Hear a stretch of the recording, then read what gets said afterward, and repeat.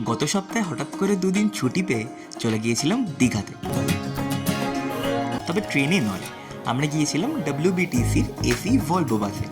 Ticket পড়েছিল আমাদের 350 টাকা করে। বাসের ইন্টেরিয়ার অতটা ঝাঁচকচকা না হলেও বাসের জার্নিটা কিন্তু ছিল আলাদা লেভেলের কমফোর্টেবল।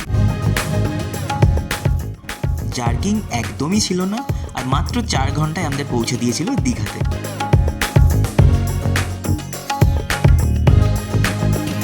দীঘায় আমরা এই হোটেলটা বুক করেছিলাম, যেটি নিউ দীঘাতে, এবং এর রুম পড়েছিল আমাদের 1250 টাকা করে। সেদিনটা সমুদ্রে স্নান এবং লাঞ্চ করে সন্ধ্যেবেলা আমরা চলে গেছিলাম সমুদ্রের পাড়ে।